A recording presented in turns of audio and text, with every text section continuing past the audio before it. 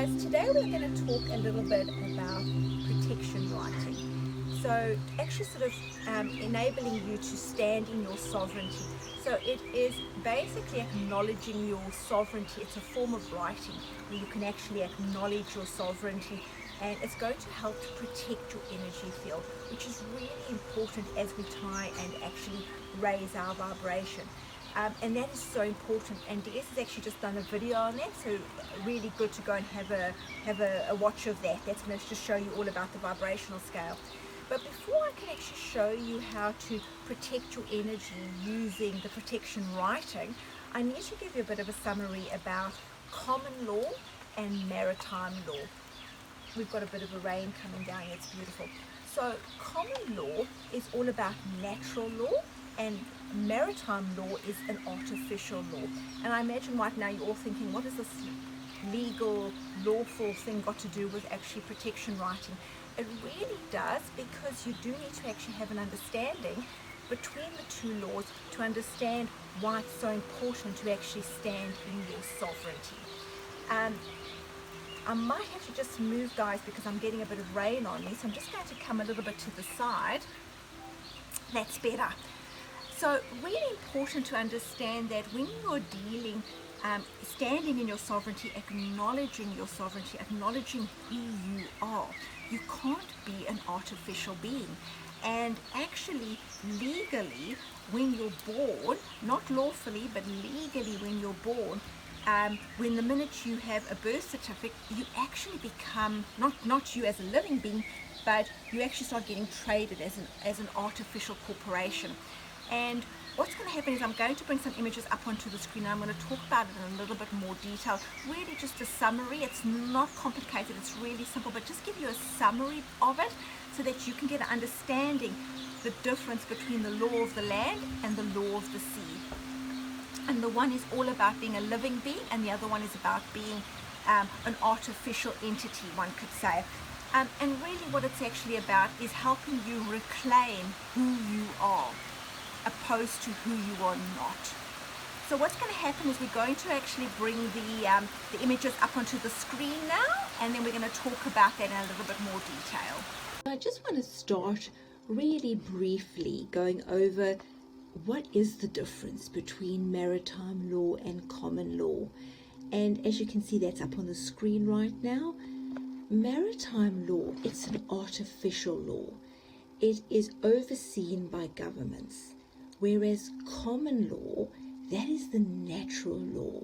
And us as man and woman, we ultimately fall under common law. And it is overseen by nature and by God. As I go through these slides, I'm going to break down for you the difference between common law and maritime law, but also explain to you why you are considered dead under maritime law, and almost how you have been deceived. But really what it comes down to is we have to stand in our sovereignty. We were not born to be slaves. We were not born to enslave ourselves, and we do need to acknowledge our sovereignty and sort of free ourselves from this belief system that we need to answer to an entity above us, and that is absolutely false. As a living being, as a man and a woman, we fall under common law, and we do need to acknowledge that. We need to stand in that, and they're very different. Common law is for the living people. We don't need permission in common law. We have all our rights. We are a private sovereign being. Under maritime law, you actually have a dead status. You are merely a public servant, and you don't have any rights. You only have public privileges. And that's really important. And why we're talking about this is it is about us actually claiming our freedoms. And if you have a look at this slide, you can clearly see when we're talking about common law, it is natural law and it's universal law. It is all about the Creator. and it is really simple. We just do no harm. Whereas when we are talking about maritime law is, or admiralty law, they're both the same. It is a commercial law, and to fall under that, you actually have to be a corporation, and we are not corporations. We are living beings, and hence we do need to stand in our sovereignty, claim our sovereignty, and announce ourselves under common law. This slide also really helps to break it down for us. So we've got our natural law, which is common law, and we've got our artificial law, which is maritime law. And we need to understand that we do not live in fear, and we do not live in victimhood. And by stepping out of that fear and stepping out of victimhood, we claim our rightful place, and we stand proudly and acknowledge our sovereignty. And by doing that, we understand that as a living being, as a man or a woman, we are recognized under common law. And the governments have deceived you, because the only way they could manipulate and control us as humans was to make us corporations, because they cannot have the maritime law falls under common law, and if you are recognized under common law, and man or woman created the government, and nothing man or woman or humans created can be above them, and they're aware of this, so they had to almost manipulate the system. And what they did is obviously through our birth certificate, and I don't want to go into it with too many details, I just want to give you a brief summary. But basically they privatized us as not privatized us, they basically made us through a manipulation a corporation, and made us a dead legal personality. And we've gone through our lives thinking of ourselves as that personality, but that is not who we are. We are sovereign beings, and our rights supersede those of governments and those of any corporation. And once we start, and they obviously have hidden this, they don't want you to know this, but the minute you stand in your sovereignty and you claim your sovereignty and you stand as a man or a woman, the natural law would automatically have the government then reporting to you, which is the way it has to be. It's the way that it works. So I'm going to put another slide up, and it's going to break it down for you even more. But really, just to give you a good summary on this slide, you've got common law, which is the law of the land, and we are humans and we are of the law of the land. Maritime law, it's purely artificial. It is all about legislation, not necessarily about laws. It's all about legislation, and it has taken away, it has manipulated the system so that you feel that you need to answer to that legislation, but you absolutely don't. Once you stand in your sovereignty and you claim yourself under common law, you do not answer to any of those legislations. And this, just breaking it down for you again, very clear in front of you, you can see that as a man or woman, you fall under a living being. You're no longer the dead legal personality. You have absolute private rights, which is your human rights. You don't actually have public privileges.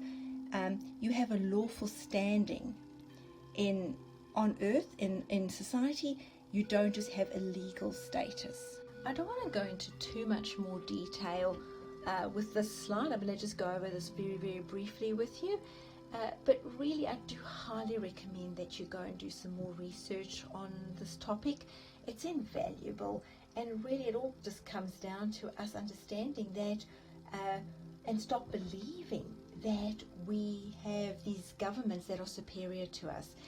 But we do also have to understand that there is manipulations and what we call inversions, where they almost like entrap us, and there's things called legalese, which I'll talk about very, very briefly as well, and they actually sort of entrap us in that. So as you go and research further, you'll really get a good understanding of what you can say, what you can't say, how to prevent yourself from getting entrapped in any contractual sort of obligations with governments. But just on a very sort of brief overview, really to understand that common law is the law, whereas maritime law, which is really all about governments and corporations, and please understand, this is really important, governments are merely private corporations, and that's really scary because we think they're not, but they actually are.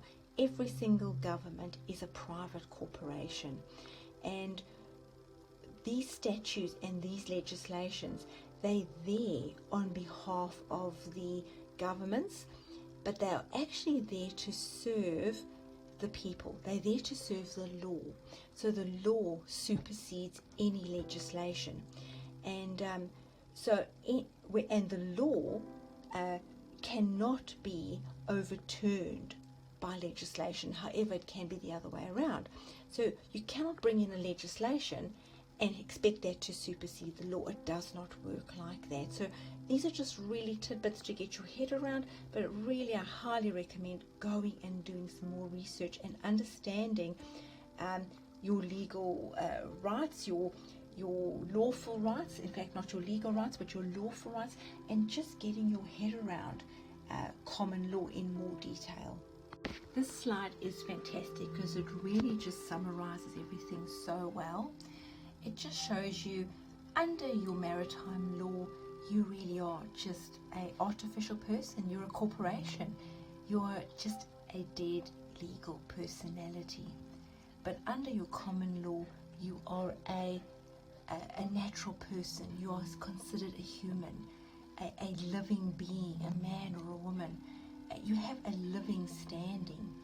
And of course, really important, common law of the land, and that is all about just do no harm, whereas your maritime law, which is the law of the sea, that's all about legislation, rules, acts, statutes, and all about almost ways to enslave and control. And it is so important for us to claim our sovereignty and step out from that. We are, under common law, private sovereign beings, whereas under maritime law, we're merely considered a public servant. Really important to understand that really under maritime law, we only have legislated rights. That's so important. That is what has the government given us or prescribed as our rights. What are the legislated rights? Whereas under a common law, we have our unalienable rights, and that is the rights that have been endowed upon us by nature, by God, and it is our human rights, and nothing can supersede our human rights. And these are our unalienable rights. And basically our human rights, they are our natural born rights. They are endowed to us by God, by nature, and no one can take them away from us. And quite simply, there's an old saying that says, if you don't know your rights, you don't have any. And we really need to actually take heed of that. It's really important for us to understand what our rights are. I'm not going to go through them in detail. Obviously you can stop and read through them, but it really is important for us to have a really good understanding of what our unalienable rights are. And really it's just we have the right to health, we have the right to freedom, we have the right to life, and really important, we have the right to pursuit of happiness. And this slide is just amazing because it really does give us a great overview of basically the creation, the hierarchy, the creation of law. And one of the biggest things we really need to understand is that he who creates controls. You can see it written there, and it's vitally important. Man created the government. Therefore, man, which falls under common law, supersedes the government. We control the government. It's vitally important. And if we allow ourselves to be the personality, which is the dead entity, we will literally fall at the very bottom of the line, and that's at the corporation. And we really want to understand who we are, acknowledge who we are, and acknowledge who we are not. We are not the corporation. We are the living being. And just really understand that we were born free on this land. That is our sovereign right, and that we have every right to live under the law of the land. And it really is just us coming into an awareness of who we are. And here you can see it, it's so clear. God created everything, man created, we fall under common law, man created the government falls under the man, woman, common law. Under that is your public courthouses, your judges, your police. So do you understand? It's so clear that they report to us. They serve us. We do not serve them. And at the very bottom is the corporations. So this just gives you a wonderful overview of how law actually works. And this brings us to the strawman. What is the strawman? I'm not sure if you've heard about it or if you've wondered about it, but really the strawman is created when you're born. It is linked to your birth certificate, and basically it is a legal, not a lawful again, a legal entity, and it is really where your slave personality comes into play. Your slave name gets written on your birth certificate, generally in capital letters. There's normally the preface of either a Mr., a Mrs., or a Miss, and our birth certificate becomes a contractual registration that basically, when your parents actually arrange to get your birth certificate, it becomes this contractual registration. And what your parents don't really realize is that they at the time actually lose ownership of yourself to whichever local authority you've been registered under.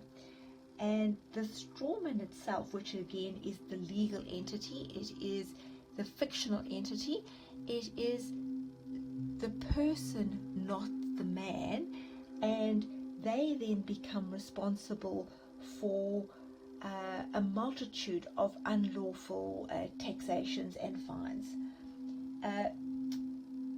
In the bigger picture though, it's actually not lawful because basically under common law, full disclosure was not given to your parents, and they did not contract with the government in this manner.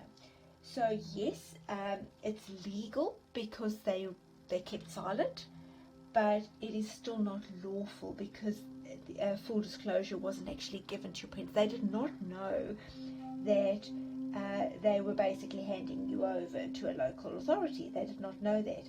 So really, when you are born and your parents register a birth certificate, they then are registering you as a person, and basically your name will be registered on the birth certificate under capital letters, and you then really become the property of whichever local authority you've actually been registered under.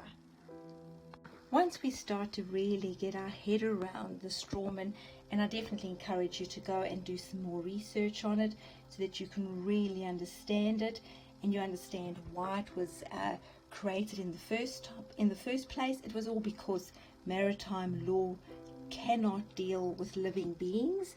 It can only deal with corporations. So hence this unlawfulness took place, and this birth certificate fraud took place, and our birth certificates to this day are traded on the stock market. And it really does make you realize that slavery has definitely not been abolished. It's live and well, and as long as you stay in the system, you will be enslaved by the system. The minute you step out of the system, you acknowledge that you were born free, you claim your freedom, you stand in your sovereignty, that's very different. But up until then, you will be enslaved in this unlawfulness.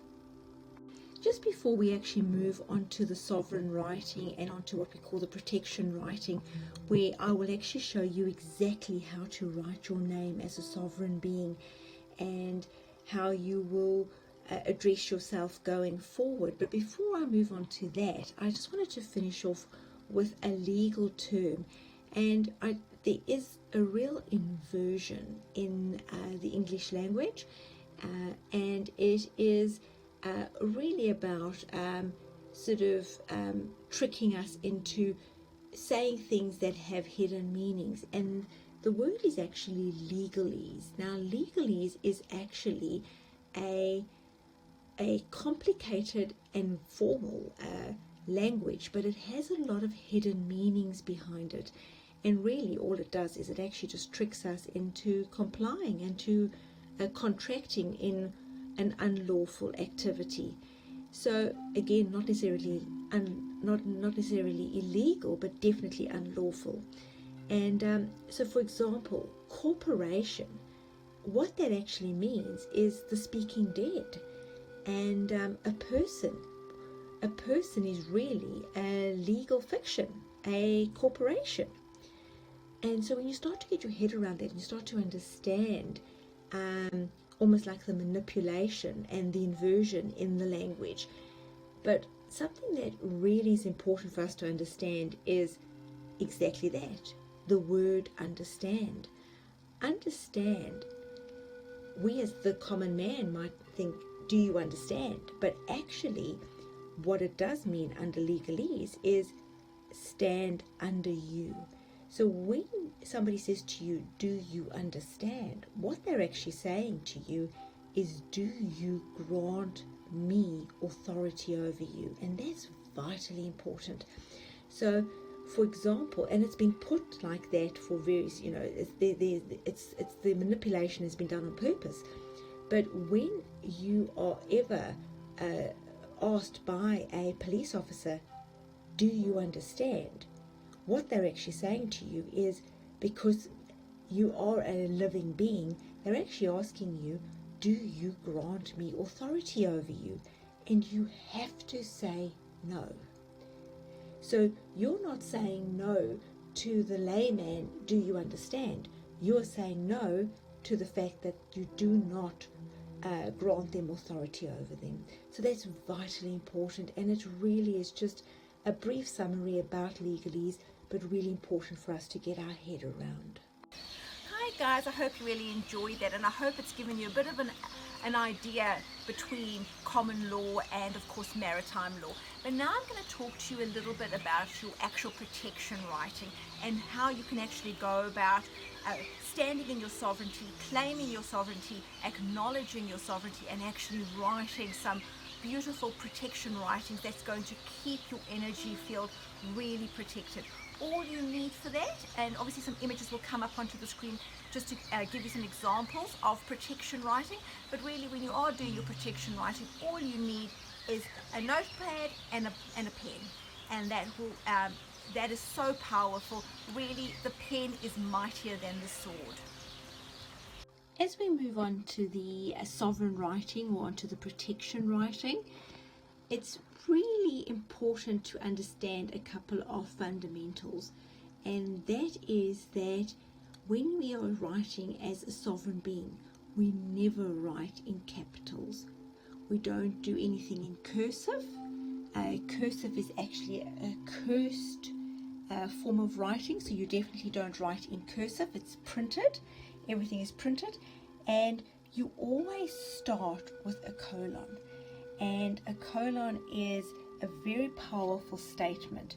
So you would literally start colon, and let's say for the purpose of this, your name was John and your second name was Jack, so you would use your first name and your second name, but you would put a dash in between, so John Jack, colon again, of the Smith family. So let's say your surname was Smith, you would say of the Smith family, and you are a living being, so you could just put that in brackets. That would be absolutely fine. So that would be if you were finishing off a letter to somebody, or you were going into contract. That is how you would write your name as a sovereign being under common law. If you are wanting to claim and demand your free will, which I would highly recommend that you do, and you start to see yourself as a sovereign being, you would actually write it in this manner. You would write your name, so let's say for the sake of this purpose it's John Jack of the Smith family, and you would claim yourself as a sovereign being, and you would say I. Now I is not the vowel I, it is actually the word I, again colon, organic sovereign being. And you, while you're on earth, you are an organic being, so organic sovereign being. Claim, demand, and do you notice there's colons in between each one of those? Claim, demand. Now that's a very powerful, it seems like very simple, but it's actually very powerful words. Claim means you are claiming something, but you are also demanding that it happen, because you are a very powerful being, and you are just making it very clear what your request is. So we all want to have free will. We were given free will when we came to earth, and you are literally just claiming and demanding that free will. And then you also really want to claim and demand your sovereign rights. So again, the name, and for this purpose John Jack, let's say, of the Smith family. I, organic sovereign being, so you're acknowledging yourself as an organic sovereign being. You're then claiming and demanding your organic sovereign being rights, and you're wanting it now. So that is really our sovereign writing, and we're going to move on to our protection writing now. With protection writing, it is a field that I will speak about in much more detail, and I'll probably do a video on that just by itself. But just as a summary for this video, it's really the same as your sovereign writing in the sense where you're going to be using your sovereign name, your common law name. The only difference is when you actually finish your second claim and demand. So if you actually have a look, you've got your name, your second name, the family of, you're claiming yourself as an organic being, which is very powerful. You're then making a claim and a demand, but at the end of that demand you are rescinding, and rescinding basically means you're revoking or you are overturning any agreements or contracts that you have made, and it could be in this lifetime, it could be in other lifetimes. Any agreement that you have made with any lower vibrational, or it can be with anybody, but any agreement you've made with any lower vibrational energy. And archons are very low vibrational energies. They are actually energy vampires. They are here to harvest our energy. So you would actually say you rescind the archon agenda, and then you would claim and demand that they exit your timeline, and of course now. And your timeline is while you're on earth in this lifetime, you do not want them to be part of this timeline. And you could do the very same protection writing and actually rescind any demonic lower vibrational attachments. I will do a video on sovereign writing and protection writing just by itself, but I really just wanted to give you a really good idea of how you could go forward with some sovereign writing and some protection writing. So some factors just to keep in mind is make sure that you are using your colons, your dashes, make sure that you are putting that you are of the Smith family, for example. And a really important thing to remember is no caps, no capitals at any stage. And also, if you are a married woman, you would always use your maiden name. We actually don't recognize the married name actually under sovereignty, because you were actually born into your maiden name. So whatever your maiden name is, that is which family you are of. So let's say your maiden name is Johnson, you would be of the Johnson family if that was your maiden name. So no caps if you are married, as your maiden name you're going to use. Definitely no prefixes, so no Mr., Mrs., anything like that, and of course no cursive writing. Hi guys, I really hope you enjoyed that. I hope it's given you some insight between common law and maritime law. It's given you some insight on how you can actually write to protect your energy field. If you've got any questions, go onto our website. We've got our contact details there, but also go and have a look at our other videos. We've got lots of YouTube videos, and that'll really help to start letting you understand a little bit more about energy, a little bit more about how to raise your vibration, and we're here to help you. We're here to help you ascend through from third dimension into fifth dimension. Have an awesome day.